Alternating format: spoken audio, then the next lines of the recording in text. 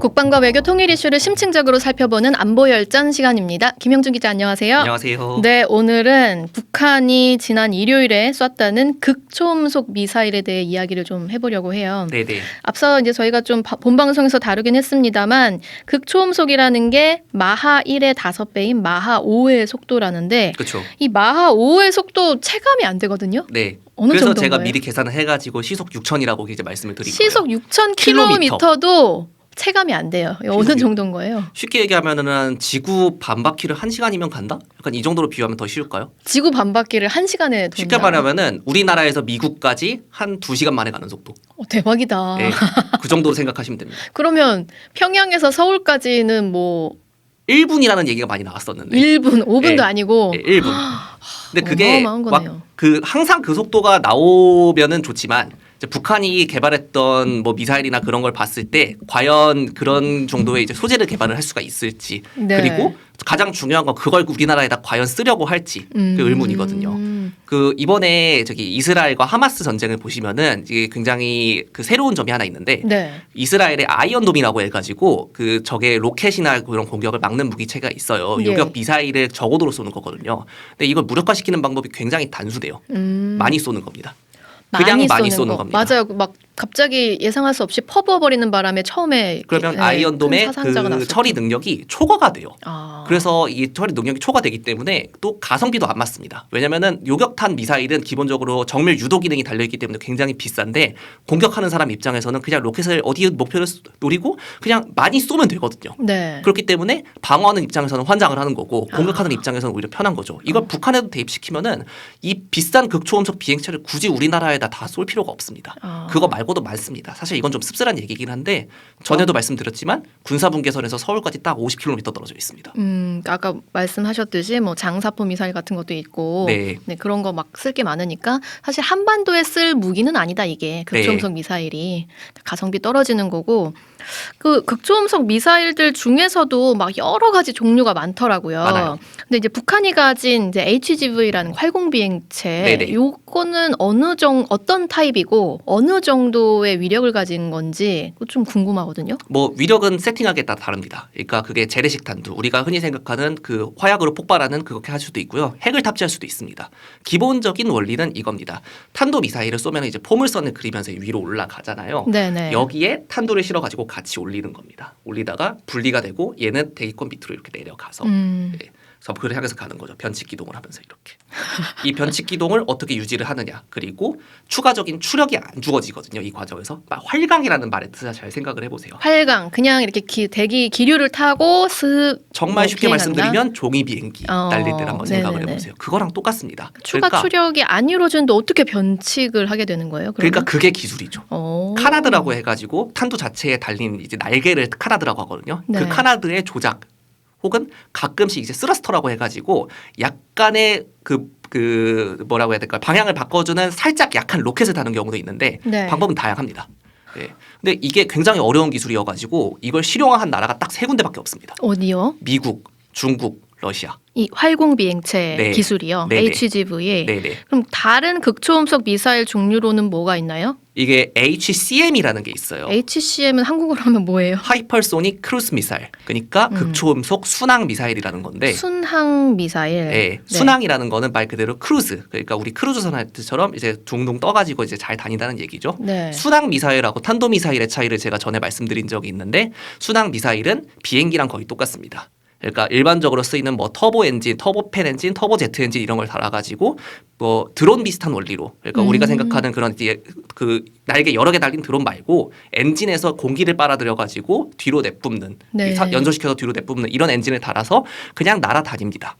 그런데 여기에 스크램제트 엔진이라는 걸 달아요. 이 스크램제트 엔진이 만들기 굉장히 복잡한 엔진인데 네. 쉽게 말하면 공기를 엔진 안으로 초음속으로 들여보내서 얘에다가 연료를 뿜어가지고 연소시킨 다음에 뒤로 내뿜는 방식이에요. 그리고 이게 유일하게 실용화시킨 나라는 러시아입니다. 아, 그러면 러시아에 이제 치르콘이라는 게 있는데 순항 속도 마하 8입니다. 마하 8이요. 네. 아까 우리 마하 5였을 때도 평양에서 서울까지 1분 컷이라고 했는데 네. 마하 8이면은 눈 감았다 뜨면 와 있는 거네요? 뭐 그런 셈이죠. 너무 무섭다. 진짜. 네. 아니 근데 그러면 이 순항 미사일이라는 거를 제대로 구현한 나라는 러시아뿐인 거고 이게 좀 더 어려운 거예요. 그 아까 활공 비행체 HGV보다는 훨씬 더 어렵습니다. 훨씬 더 어려운 거고. HGV가 그나마 조금 쉬운 편이고요. 그러니까 왜냐하면 북한이 탄도 가지고 미사일에 있는 거? 날아서 올리는 거기 때문에. 네. 이 HCM 같은 경우에는 엔진을 아예 새로 개발해야 되는데 예. 이 엔진이 날다가 잘못하면은 그 한 번 삐끗하면 엔진이 바로 분해가 돼 버려요. 아, 예, 혹시 탑건 2 보셨어요? 안 봤는데. 이 탑건 2 맨 처음 장면에 거기 주인공 매버릭이 네. 그 매버릭이 되게 예. 빠른 그 전투기를 타고 비행하다가 네. 날려먹는 장면 나오잖아요. 이게 그겁니다, 사실. 아, 그렇군요. 미국에서 지금 이 미사일 말고 이 비행체를 시험하고 있는데 X-51이라고 해가지고 아니 그럼 미국은 뭘 가지고 아까 HGV는 가지고 있다고 했고 네네. 그러면은 러시아는 지금 HCM이란 더 좀 초고도의 어떤 기술력 있는 극초음속 미사일 갖고 있는데 실전 배치했습니다. 아니 그럼 미국이 가만히 있지 않을 거 아니에요? 당연히 미국이 가만히 있지 않죠. 뭐 그래서 다른 얼마 걸 전에 뭘 가지고 HCM도 자체적으로 이제 개발하고 있고 예. 그다음에 HGV 중에 이제 LRHW라고 해가지고 LRHW 이건 뭐 어떤 용어죠? 이름은 블랙 이글이라고 하는데 제가 이걸 블랙 왜 이글? 굳이 들고 나왔냐면은 네. 지금 여기 사진이 하나 있을 거예요. 음. 이 사진에 보시면은 보시겠지만 이게 원뿔형입니다. 네. 이번에 북한이 쏜 것도 원뿔형이죠. 무슨 특징이 있어요? 원뿔형은? 원뿔형이 날아가기 불리합니다. 아 그래요? 네. 오. 얘가 사거리가 한 3,000km 정도라고 하는데 이게 글라이더형 그러니까 오징어처럼 생기면은 네. 이게 공기 저항을 해치고 날아가기가 좀 더 편하거든요. 아. 그래서 먼저 신형화했던 나라의 중국의 둥펑 17이나 러시아의 아방가르드 같은 경우에는 네. 이 오징어 글라이더형 이런 형태를 띠고 있습니다. 근데 왜 원뿔형으로 만든 거예요? 이게 미국 같은 경우에는 조금 더 이제 짧은 거리에서 쓰기 때문에 굳이 그렇게 만들 필요가 없다 이런 판단이 적용을 했던 것 같아요. 그럼 강점이 있을 거 아니에요? 원뿔형으로 만들었을 때의 강점. 강점 같은 경우에는 조금 더 설계가 좀 용이하다. 설계가 조금 더 심플하다 네네. 이렇게 볼 수 있겠네요. 대신에 단점도 있는데 단점 같은 경우에는 이 원뿔형의 그 공기 역학적 특성상 뭐라 해야 될까요? 그 방향을 한 번에 바로 턴하기가 되게 힘듭니다. 그래서 변칙 기동을 할 수 있는 횟수가 제한이 되는데 북한이 이 원뿔형을 따라했잖아요. 네. 이걸 따라했다고 뭐 단정지어서 말씀드리기는 좀 그렇지만 어쨌든 원뿔형으로 만들었지 않습니까? 그렇기 때문에 실제적으로 이 변화무쌍한 변칙 기동을 할 수 있는 그거는 조금 능력이 아무래도 좀 떨어지지 않을까 그렇게 추측이 되고 있습니다. 또 하나 네네. 소재 문제가 있는데 소재. 예, 이 소재가 이 공기가 빠르게 비행하면은 그만큼 이제 공기랑 부딪히잖아요. 네. 그러면 소재가 굉장히 튼튼해야 되는데 북한의 소재 기술에서 그게 어느 정도까지 가능할지가 좀 상당히 의문을 자아내고 있거든요. 아, 그러니까 북한의 HV 수준이 얼마나 될지에 대해서 아직 조금 밝혀지지 않은 부분이 많긴 한 거네요. 밝혀지지 않은 부분이 더 많습니다. 그러니까 그렇게 HGV의 형태를 가진 비행을 했다는 것 자체는 알 수는 있는데 네. 그 소재가 정말 튼튼한 게 맞는지 뭐 여러 가지 지금 뭐 원뿔형이 실제로 어떻게 그 구현이 된 건지 이런 거 아직 모르는 거네요. 네, 그런 거를 이제 2급 군사 비밀이라고 하죠. 2급 군사 비밀이다. 근데 이 시점에서 하나 궁금한 게 네. 이제 극초음속 미사일의 가장 뛰어난 기술을 가지고 있다는 그 스크램 제트 엔진까지 구현했다는 네. HCM 그 러시아. 네. 근데 북중러가 지금 막 열심히 친해지고 있잖아요. 예, 예. 그리고 이제 북한에서 이제 뭐 최선희 같은 사람이 이제 가가지고 계속 막 기술 달라고 열심히 눈을 부르켜고 보고 있단 말이죠. 네. 이 기술을 막 공유하고 주는 거 아니에요? 그러면? 제 생각에는 그러지는 않을 것 같습니다. 어. 왜 그러지는 않을 것 같다고 말씀드리느냐. 일단 조금 더 정확히 말씀드리면 북중러라기보다는 북러라고 부르는 게 조금 더 정확합니다. 네네. 왜냐하면 중국 같은 경우에는 그 이게 좀 외교적인 얘기긴 한데 이해관계가 조금 달라요. 네. 북한과 러시아는 거의 전 세계에서 지금 딱 그 내놓은 약간 자식 같은 사람들인데 중국 같은 경우에는 자기들이 이제 미국 대신에 전 세계의 질서를 좀 리딩을 해보겠다. 그다음에 미국 중심의 질서도 좋지만 이제 그 편향적인 그거를 타파하고 우리가 리더가 돼보겠다 이러는 사람들이기 때문에 나름대로 국제 규범을 좀 지키려고 하고 있습니다. 네, 네. 그래서 북중러 밀착이라고 부르기엔 조금 그게 있는데 아무튼 이거는 중요한 얘기가 아니니까 넘어가고. 좋은 근데 지점이었어요. 그래서 네. 하여튼 북러가 그럼 북러 관계 네. 이 내놓은 자식끼리 친해지는 과정에서 야 우리끼리라도 좀 서로 먹고 살자. 네. 줄 가능성 없나요? 그게 러시아에서 옛날에 구소련 시절에 그 소위 사회주의 혁명을 한다고 해가지고 동맹국들이라든가 우방국에 무기를 많이 팔아먹었어요. 네. 근데 이때 특징이 뭔 줄 아세요? 자기네가 쓰는 것보다 다운그레이드해서 팝니다. 아 러시아가. 네, 이게 굉장히 악명이 높은 겁니다. 어. 러시아제 무기의 그 단점이라고 해야 될까 뭐라고 해야 될지 모르겠지만 자기네 핵심 기술이 유출되는 거를 굉장히 싫어하기 때문에 자기네 러시아 군에서 쓰는 국내용보다 다운그레이드를 해가지고 팔았어요. 이거 러시아제 무기 사본 나라들은 다 압니다. 다만 예외가 몇 군데 있는데 그 중에 하나가 우리나라입니다. 우리나라는 제대로 된 거래를 했어요. 불곰 사업으로 이제 그 우리나라가 러시아에 빌려준 돈 무기도 돌려받았을 때 러시아 군용이 그대로 들어왔습니다. 다운그레이드 안 하고 들어왔습니다. 하여튼간에 어느 나라나 자기네 나라의 핵심 전략 무기를 그냥 그대로 넘겨주는 나라는 없습니다. 그렇기 때문에 러시아가 북한과 아무리 협력을 하고 싶더라도 이런 극초음속 미사일에 관련된 정말 핵심적인 기술까지 넘겨줄 거다라고 보기에는 전문가들이 좀 회의적으로 보고 있고요. 다만 한 가지 문제가 있는데 네. 이번에 그 HGV를 띄워 올린 IRBM 있지 않습니까? 네. 그 고체 연료 미사일 기술 이건 사실은 굉장히 오래된 거거든요.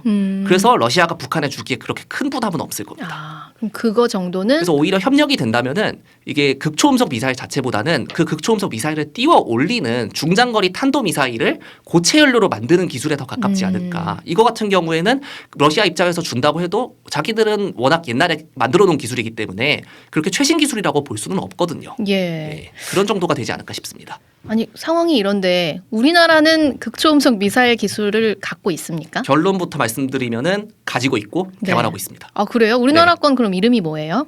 이게 조금 이제 처음부터 말씀을 드려야 될 것 같은데 네네. 아까 말씀드린 이제 HCM이라고 하는 그 이제 극초음속 순항 미사일 있잖아요. 네. 그 순항 미사일을 개발하고 있습니다. 아 우리는 북한이 이번에 쏜 그 HGV 활공 형태가 아니라 우리는 순항 미사일 형태 러시아와 미국이 가지고 있다는 러시아가 가지고 있다는 네. 그 형태를 가지고 있어요. 우리도 기술이 되게 뛰어난 거네요. 다만 이게 아직 개발 중 초기 단계입니다. 개발 초기 단계. 지금 영상 하나 보여주세요. 네네. 여기 지금 초음속 순항 미사일의 지금 영상인데 2021년에 우리 국방부가 공개한 겁니다.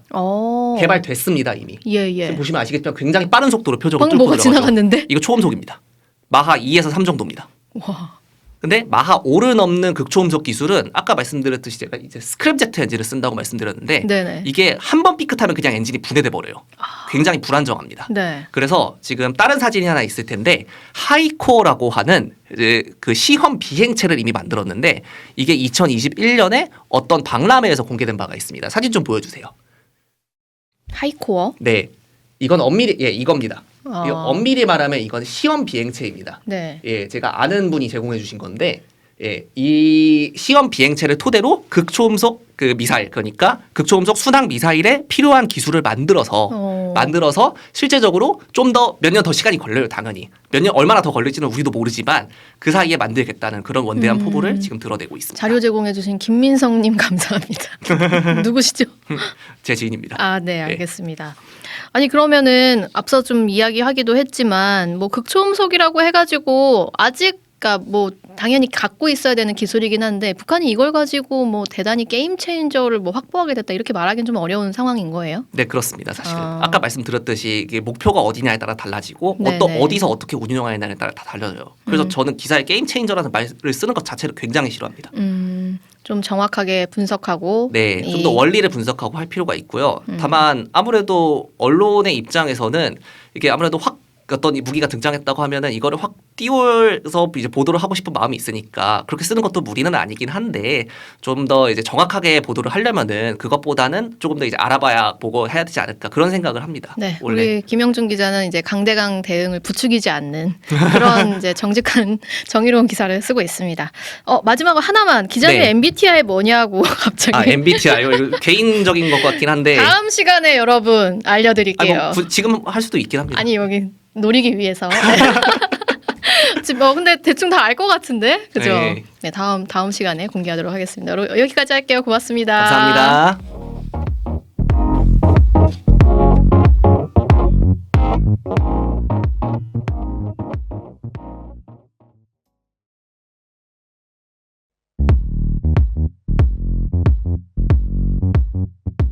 오늘 하루 뉴스 맥락 정다운의 뉴스톡이면 됩니다. 유튜브 노커 채널 알림 설정하시면 매일 오후 5시 30분 실시간 참여하실 수 있습니다.